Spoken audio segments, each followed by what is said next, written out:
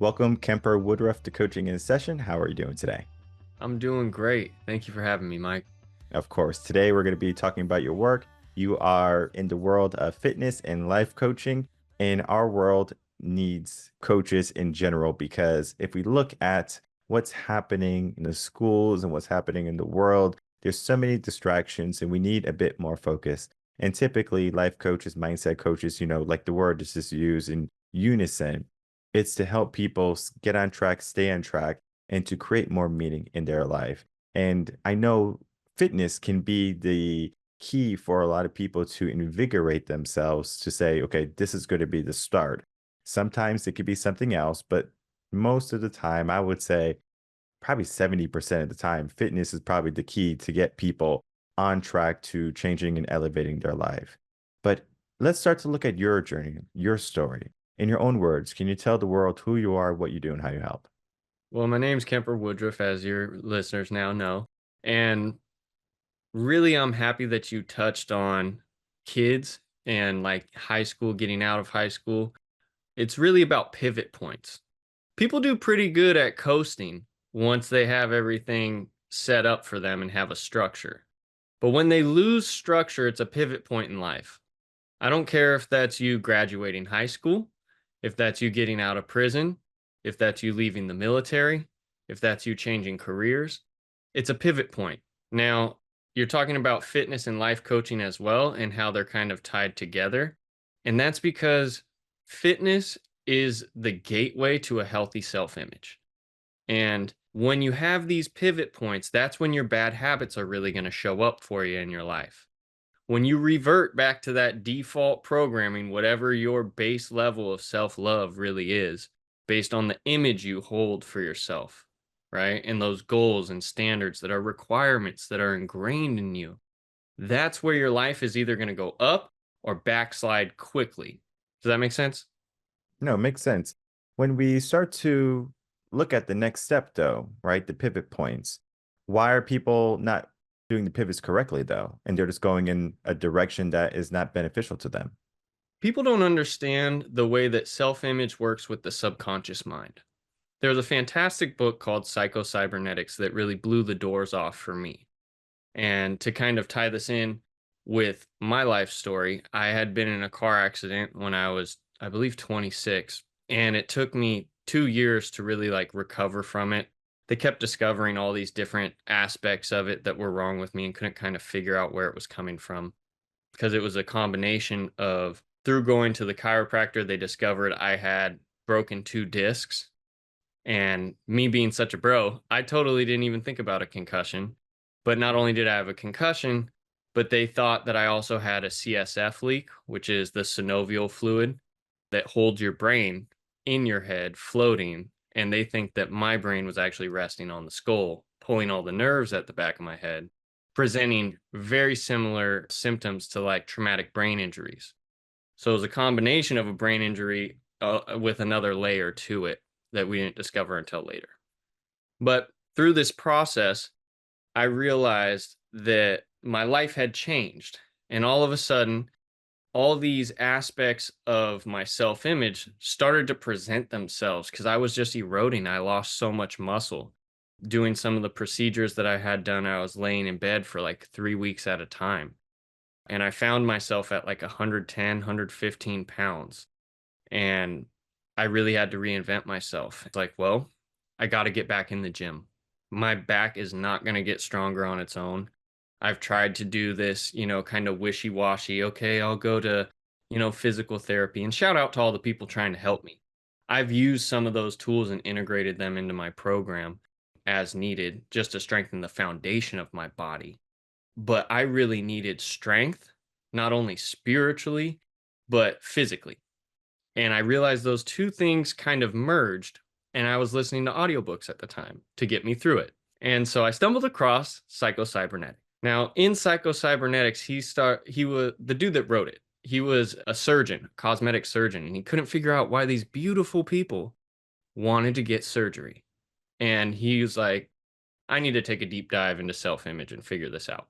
And what he discovered is that your mind works with definite goals that you have based about the feeling that you have when you see yourself, right? So you have this vision of yourself, and your subconscious is always taking a score of, are my actions and the intentions and directions that I'm being given by my spirit in alignment with me becoming that? And so at a pivot point in someone's life, they're not pivoting right because they have no real finite goal. They don't understand because they're thinking a goal is a finish line. A goal isn't a finish line, it's a checkpoint. You get to the checkpoint, you refresh yourself, and you continue onward to the next leg of the journey, right? But people have this thought that when I'm successful, I'm going to do less. When I'm successful, I've made it, I can kick my feet up finally, right? And that's just a facade. That's not how it's going to be, because that's a broke mentality. That's a poor person's mentality. You don't get to be rich without giving value. And in your life, you're going to build who you feel you are based on the image you have in your head and the actions that affirm that image or deny that. Is this all making sense? I do want to dive into the idea of, if we look in the mirror, like the self-image aspect, and we see something we don't like, do we just change it on the surface level rather than going internally and fixing the things that are broken? Because we can just give ourselves the idea of body positivity, of life positivity, everything is going to be okay, have an optimistic type of mindset. But without action, I mean, it's going to be nil. So many people, they wait for Superman to come save them, or they, take the easy road. But the easy road typically comes with a plethora of issues down the road. And they are okay with it because it makes them happy for the moment. Well, you're talking about both a delusion and escapism. Mm, Now, I think what coaching really is someone coming in and being this voice of positivity, giving you positive habits as a substitute for your negative habits. And what those positive changes are going to do is cause you to focus so much in order to get those done, because you're integrating a whole new way of living, right? And so at first, it's going to feel like a bunch of responsibilities, like, oh my God, I got to do this. Oh my God, I got to do that. And you're kind of juggling. Then you start to hit this stride where you're like, okay, I think I got it. And the results are kind of peeking out at you. And life is still going on. You still have all your responsibilities and day to day stuff happening.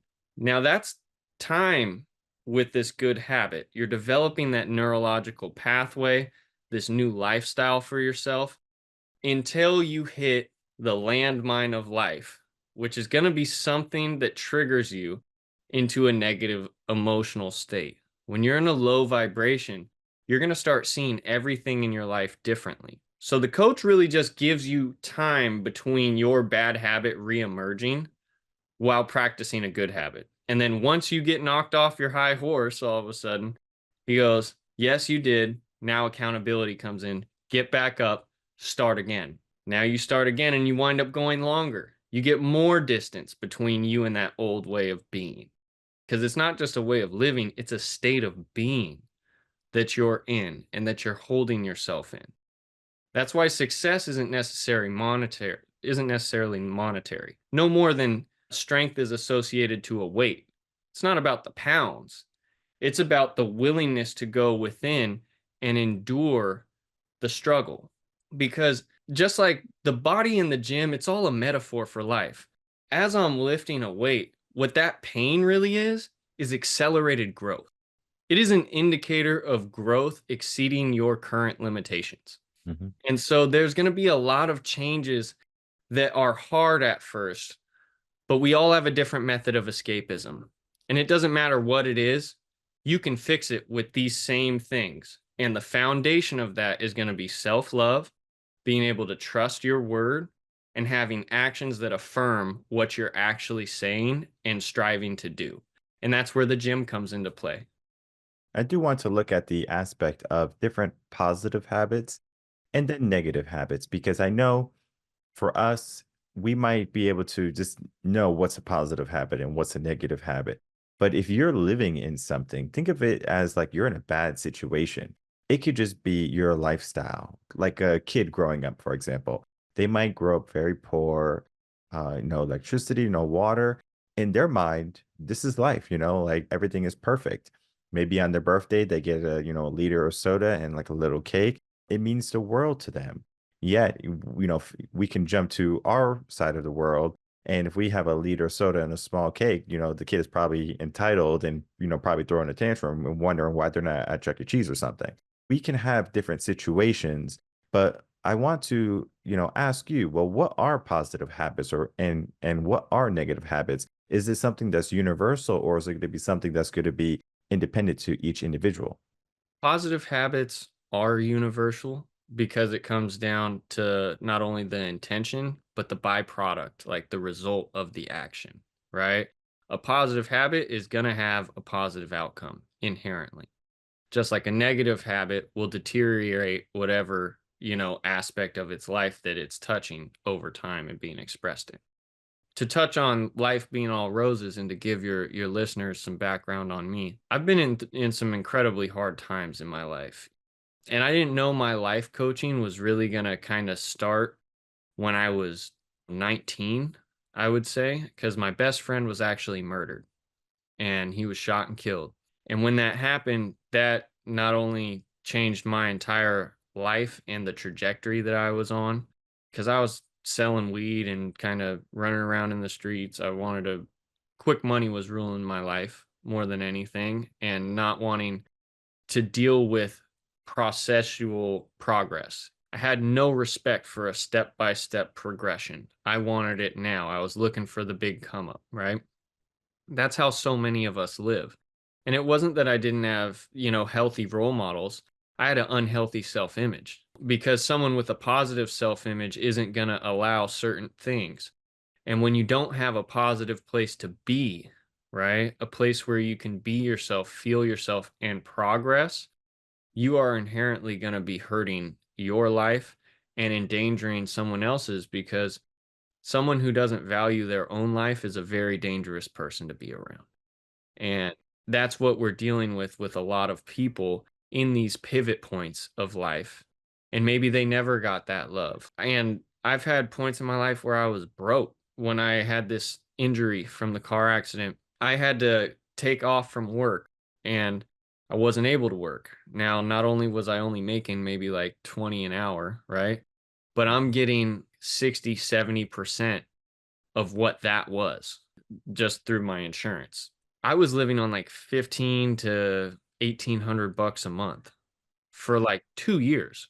I could go into the store and literally not be able to afford a bag of Lay's and a soda. It was, I'm buying a drink or I'm getting something to sustain myself. I understand it on both sides of the fence, but what this really boils down to is there's going to be a mindset that you have and have to adopt.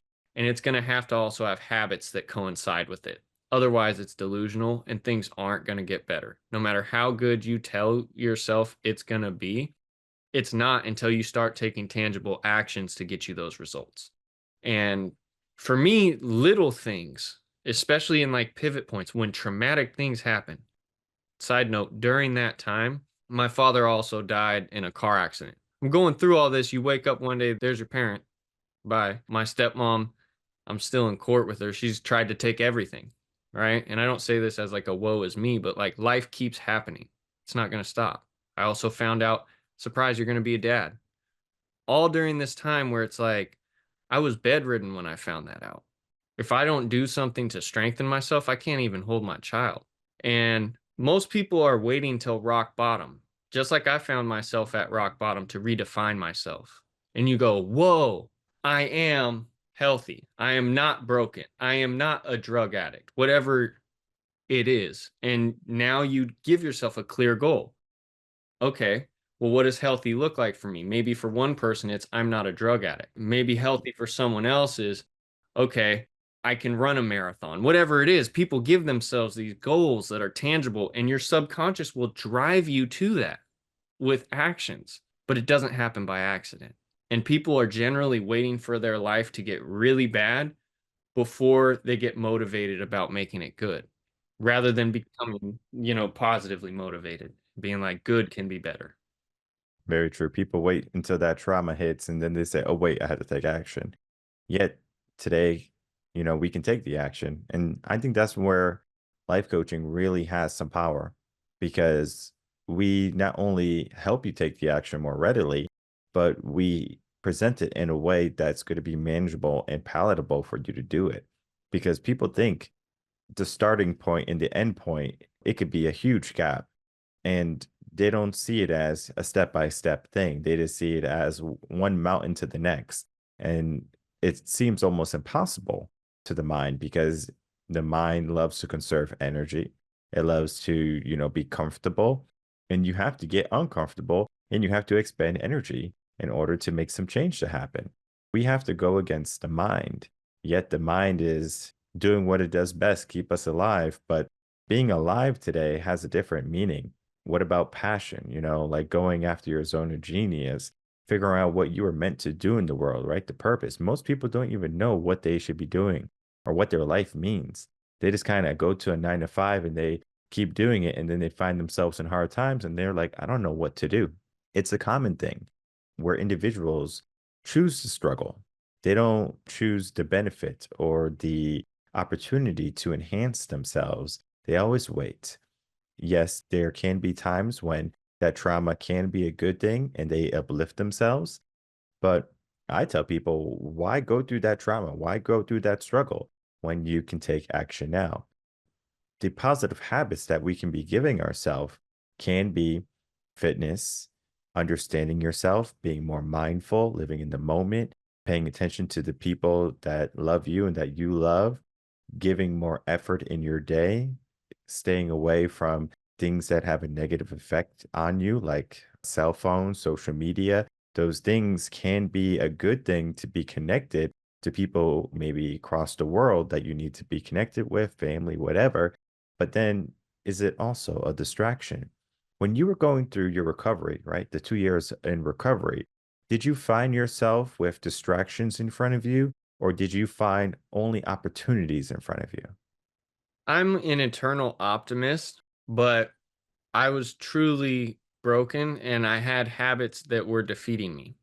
Part of that, and in particular for me, was smoking weed. Weed was my form of escape, and it did help mask pain in one sense, but the pain didn't really go anywhere.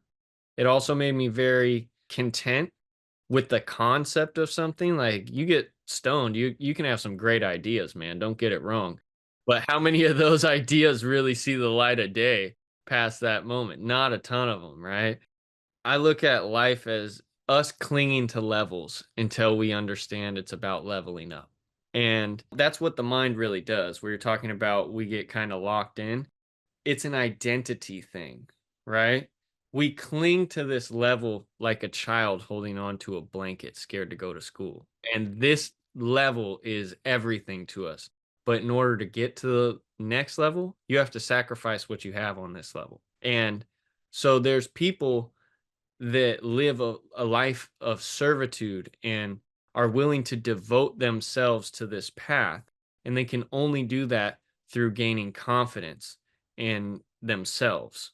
Because for a portion of the journey, you're going to be like, am I really who I say I am? Mhm. When you're like trying to gauge based on these exterior results, you might not have the trophy yet, but you need to know that you're the champion already. And life is no different than that kind of competition. Although I believe there's no real competition in creativity, we're all inspired and no one can do what you do like you do when you do it. But you got to have your mojo right. And at the end of the day, people that aren't confident in themselves are going to cling to whatever accolades they have to justify their position. I'm like, I don't care what position we put you in or that we find you in. You're going to be able to get into another one. You're going to be able to level up. It's never going to define you. I'm successful without $1 million because guess what? I was able to find happiness while I was broken by who I was as I was going through this struggle, by who I'm creating myself. My mom always used to tell me it's not who you are on a good day that defines you, it's who you are on a bad day. In life, there's going to have some bad days, there's going to have some hard seasons, but that's not the totality of your experience. And it's on you. It's on you to find that. And if you can't find it within yourself, you need to find someone that can see it within you.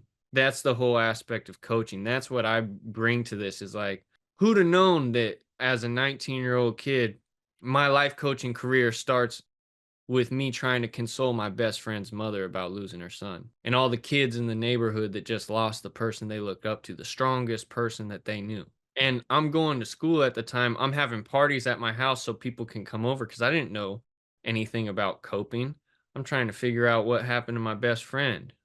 And I'm not the only one who's lost someone to the streets, but I'm just saying I was bringing people in as like a community and trying to give them a place to stay, thinking it would uplift them. At the time, Ty Lopez had just come out with a lot of his programs. I swear I gave like five or it was either 500 or like $3,000, somewhere in there for these programs. I was constantly trying to figure out like an alternative to give to the people around me. Now, of course, giving a seminar in your kitchen, smoking blunts while all we got is saltines to eat is not the most glorious start to life coaching, and it didn't really give the best results. But I kept chiseling away at this because I knew there was something to this. There's something to this. And at that time, survival can be a weird thing, And one of the things that I did at that time, because I was broke. I was broke. I could afford maybe like $10 a day for food, 10, $20. Because honestly, we were smoking everything. I was selling weed, but we were smoking every bit of it, just trying to stay sane. And I would make sure that I went to the store just to talk to somebody. And when I would walk through the store, I would look and I would spend that $20 like 20 times. I'd be like, oh, I can get this, this, and this. And I just got so thankful over the fact that someone's whole job was to give me an option. And that's what life coaching is. We're stocking the grocery of life. Anything you're trying to make, the ingredients, we're putting them on the shelves. And some people are going to come in, some people are going to buy it, some people can't afford it. There's going to be some looky-loos. Some people are going to try and steal it. But at the end of the day, that's not what matters. I gave you an option. And I was so thankful when I would go through that line because that one person that I would talk to didn't know nothing about what I was going through. And I would just tell them, thank you for being here to help me. And they thought I was just talking about them scanning groceries. No, I'm talking about thank you for my well-being because in my home, in my head, this was a trap. That was a prison of pain and I was locked in and I couldn't figure out how to get myself out. But when I went out into the world, everything was okay. And what was I really doing though, Mike? I was trying to sustain myself. I was trying to feed myself. I was doing something physically good to honor this because I couldn't find it in here. My heart was broke, man. I didn't have no money. I was struggling just like everybody else around me. But I knew that I'm not that. I'm infinite. Why? Because every time I'm broken, I still wake up. There's still a voice in me that won't give up on me. And that's in you. That's what everybody's spirit is calling them to, bro. And that's why I can talk to that. All that other stuff is a facade. I'm digging down in there. I want you to go to that place where you feel helpless and realize in the gym, you can always affect change. You can always do one more thing to strengthen your position, to strengthen yourself, to make yourself better. There's things in life you're not going to be able to directly change. You're going to have to go through it. It's going to have to play itself out. But you can get better. That pain is a purification process. And it's going to burn away all those aspects of your consciousness, just like a rocket going into space. There's things that are going to fall off. I think Tyler Perry said that. So shout out to Tyler Perry in his speech on that one. But All of that was powerful because we all have our journey. And it's interesting how people would judge another person because of their journey, what they did or what they went through. And they can easily say, well, I never did this, so you should have done it too, because I had a rough life and yes, you had a rough life too. But they immediately go with comparing. They compare themselves to whoever. But yet, I find the most powerful coaches, especially coaches, are the ones who have gone through it and got out of it, who have realized the message that was right in front of them, that they can be powerful, that they can change, that they can enhance themselves. Individuals who are stuck and they're looking for help and they get someone who has a perfect, pristine life. You know what the first thing their mind is going to tell them? Well, you don't understand what I went through. or what I'm going through? How can you even tell me that things are going to be okay, that I can get out of this situation? Yet here you are, you're a testament to that. And that's powerful that we can have individuals that have walked the walk and now they can talk the talk. I always talk about this on the podcast.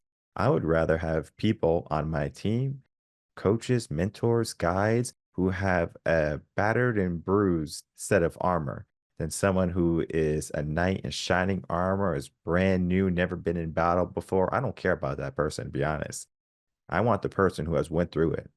I want the person who struggled because that person understands something that the person that didn't have to go through it won't until they have to go through it too. It's that hardship. It's that hard moment. Think of it as, going to the gym and using that as an analogy. You have all of these weights in front of you. Let's say you have a 5 pound dumbbell, and I know they have 2.5s and stuff like that. 5 pound dumbbell, and you have a 100 pound dumbbell, right? The 100 pound dumbbell might be out of reach right now. So we pick up the five, right? We work with the five a little bit. We get stronger. You see a person on the other end, and they're lifting up those hundreds like, it's their job and they can do it easily. And you aspire to be that. But then you can also look at where you are and you can look at each sequential weight. You got your five, your 10s, your 15s, 20s, and like your 22.5s. And we keep going up. And then we get to that 100. But the goal is the 100, but it doesn't mean that's where we stop. We get there. We don't say, well, now I'm in shape. Now I can do what that other guy did. So I should feel good about myself. Life is not only about what you can do, it's about who you can also help up, who you can uplift. We are not here. Like, if you think about it, we are not here to be by ourselves in these lone warriors as you were in your kitchen and with your community when you had lost your best friend. You united. Yet today, most people have a one-man army mentality. I can do this by myself, but yet you do things so much more readily and more efficiently and effectively when you do it together.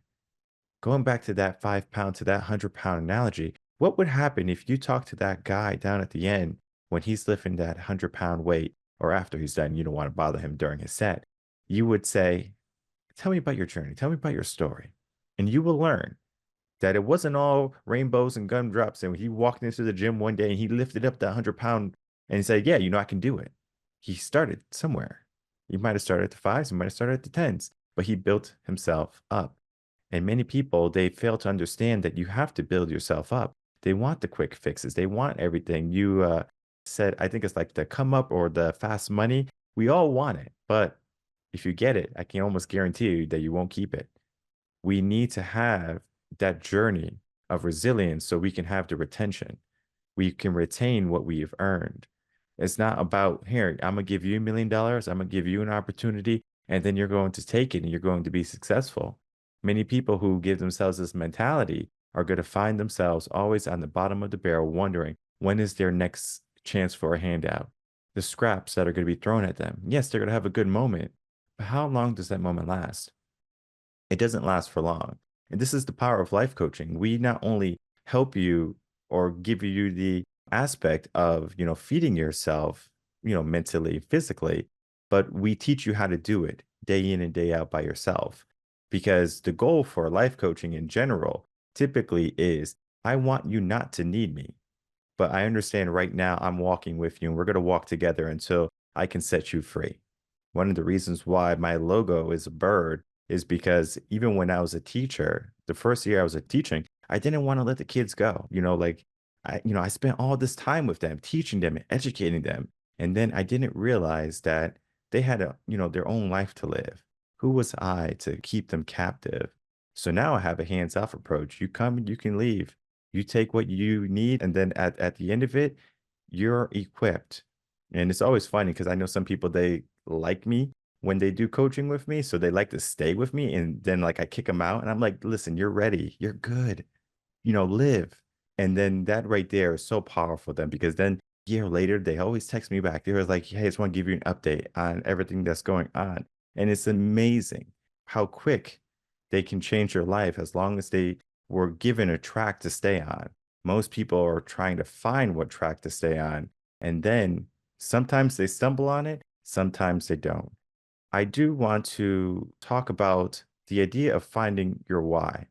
or your purpose, because this is something that people need to realize, because they're not going to take action if they don't have that within them or in front of them or an understanding of it, because we all have a purpose, but not yet everyone knows it.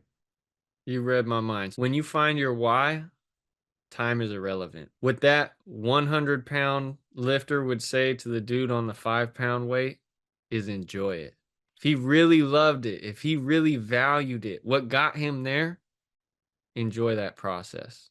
That's what all the greatest bodybuilders will say. I loved it. I was in there because I loved getting a little better. I loved testing myself. Time didn't exist when I was there, right? And that's really the beauty of physical expenditure. You're going to anchor your consciousness into your body. And that can go way into stuff that I've learned with like yoga and breath work and centering yourself. But rather than digress on that point, when you find your why, the time it takes doesn't matter. I was so broken that it was like to lift my daughter, I don't care if I have to be in that gym a million hours. I was going 2 times a day, and I was that guy with the 5, the 10, the 15. But that didn't matter. All of a sudden, because my homies were studs in high school. They were benching 265, 320. I was like, am I supposed to be doing that? I was scared of it. I was scared of the very thing that was going to help me and save my life. How funny is that? But that's how it is for everyone. So if you're listening and you're scared, good. That's going to save your life. You might not even understand it right now, but the process will reveal the purpose. Perspective is the most expensive thing in the whole universe because it costs you your innocence. When you were talking about the difference between one coach versus another, the knight in shining armor versus the tattered warrior, right? It's right there. I don't have a level of innocence that other people have. I understand it. That's the thing about like karmic cycles and stuff, and really understanding that people live with this conditional mindset until they elevate into a spiritual way of being and living, right? Until they really know who they are, the spirit that lives in here that's guiding you, right? Who you came to be through this process. That's going to be revealed as you keep going, because when you got to dig deep into yourself and you realize I'm going to be the person that gives trust and says, yes, I'll trust you, I'll love you if you obey these considerations, someone's going to betray that trust. And just like that, it's going to turn around and someone's going to do the same thing to you, and you're going to betray their trust. And all that happens in that cycle, that karmic cycle, time after time after time, until you realize love exists on the other side of that sand. Where you drew the line and said, I'll go this far, love is on the other side of that. And you're going to understand that you are that person just like that person's you. So I can recognize your bad behavior because I've exhibited it. I know what that is. And once you elevate out of that cycle, you go, I know both sides of this, but I choose not to be a part in that way. Now all of a sudden you've gone out of physicality, which is pool ball A, bang, hits pool ball B, bang, hits pool ball C, right? Now you're transmuting energy. Pool ball A hits pool ball B chooses not to move. Someone does something negative to you, and now all of a sudden I take that energy and I spin it, and what you get is a byproduct of love. And that's what your hardship's teaching you right now. And there's people that need to be coached through that, because the tangible reality is, pardon my language, it's fucking heartbreaking, man. And when someone's broken, the last thing they want to be around is someone that has everything going right for them. That's guilt and shame. That's why addicts hang out with addicts. That's all that is. It's I don't want to be seen by you. I'm hiding myself. This isn't me. And I know it deep down inside myself. That's why I can't be around you, although I love you. I love you too much to see me not being who I am. I hurt that bad. That's like when an animal's hurt, it won't spend time with you. It'll move away. And when you love somebody, you got to have those open arms and you got to be prepared because it don't mean you're not going to get bit trying to love on this animalistic state that we're finding ourselves in, because our physicality is the furthest extension of our consciousness. That's when someone dies, when you really see a dead body, no one looks at a dead body and goes, "Yep, they're still in there somewhere." No, they go, "He's gone. She's gone. They're not in there." Why? Because your body isn't who you are. It's the vehicle that carries who you really are. This is a soul thing, brother. That's what I care about. I never want nobody to feel what I felt. And I have open arms. I'll go back and save as many people as I can. Man, I get emotional about this because, like, this is where I go in the gym. I pull all you in. Anybody listening that needs another something, I'm doing a rep for you. I'm doing a rep for all the days that, like, I wish I could just readily see my daughter, right? And I'm not the only one. I'm not the only one that has people they wish they could hug. Maybe their dad's in the military. Maybe their dad's in the pen, right? Maybe their mom's on the street. Who knows? But it's like you want that so bad, but you can't reach it. But you can reach this. And I'm gonna be better by the time they see me again. And all of a sudden, as you're doing it, you start realizing, oh shit, I did it for me. I ain't look at me. I'm not what is on me. I'm lifting it off me. And that weight's heavy, but that's life. You reminded me of when my wife wanted to get in shape early on in our marriage. We would go to the gym, and when we would get to our, our 15 or 12, whatever rep it was, she would always do one more. We would call out another one, do it for your mom, do it for your dad, do it for your brother, your sister, whoever, right? And it's powerful because now we're not only doing it for ourselves, we're in this fight together.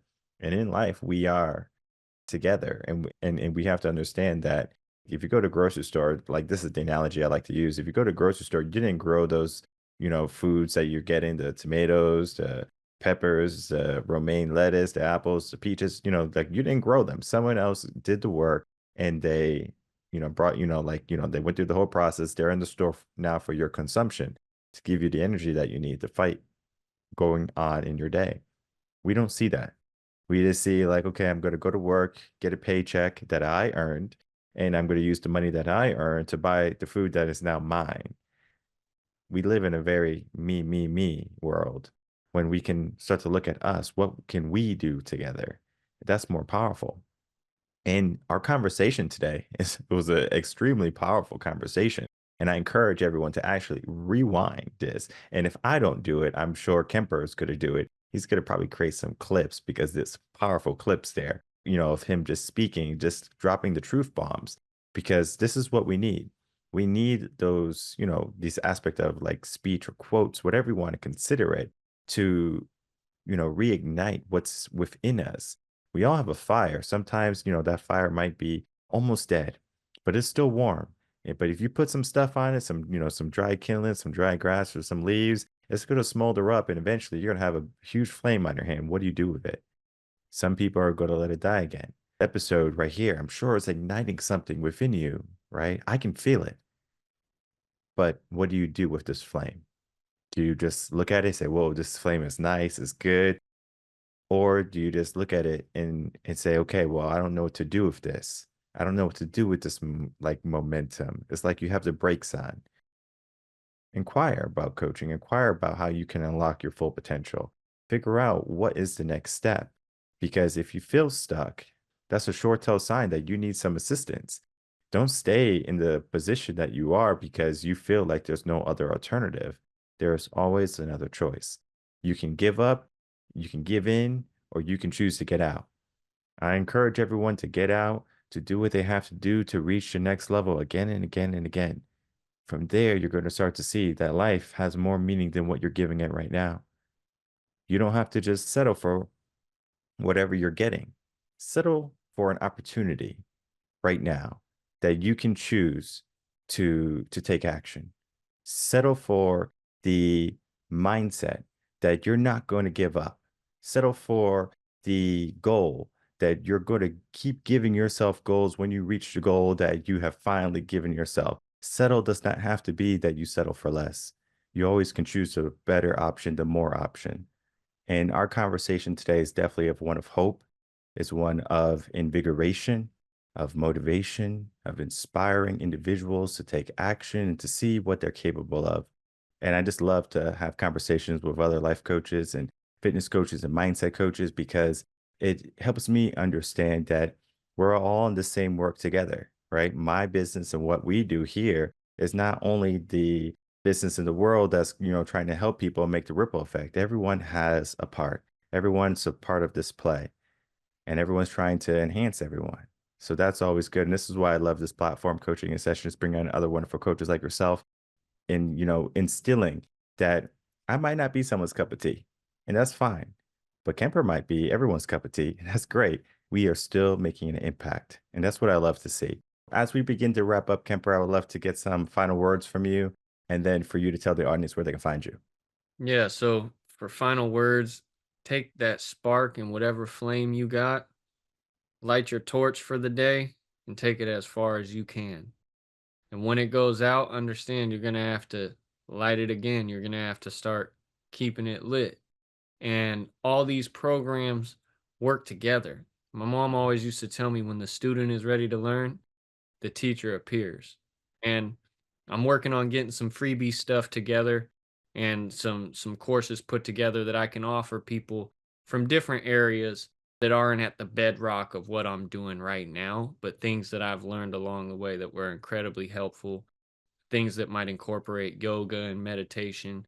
So that way you're not only stimulating your system physically, but you're having a way to unwind as well and really go through introspection in a deep way, really rewire your actual nervous system and get your brain ready to produce more neuroproteins to really rewire you, right? And that's for another podcast, but I just want to let people know they can find me on Instagram at Kemper Woodruff. Feel free to reach out to me. I would love to hear what you're going through and see if there's any way that I can help you out. Perfect. Sounds great. And I'll definitely make it easy one for everyone. All the links are going to be in the description box below. Follow him on Instagram, learn more about what he's doing. I'm sure he's going to get me some stuff because the episode is going to take some time to edit. But when that episode comes out, be ready to take action because when we are on the mission of our life, we might be convoluted in all the things that we can be doing. But if we give our focus on the true mission to what is us, we're going to start to have that focus of our why, that purpose that we might be always running around. And I know it happened to me at one point in my life. It was like I was always running around my purpose.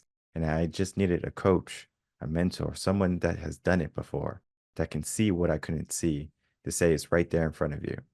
And I believe Kemper is going to be that guiding light, that guide to say, hey, it's right there. So if you're struggling, if you're someone who just needs, someone to talk to so you can begin that journey, check out the links. They're there. They're there to help you to better life and to a more prosperous future. You don't have to be where you are. You don't have to stay where you are. Most people think that they like this life is my life and I have to be stuck here, but that is so far from the truth. You get to choose your limits.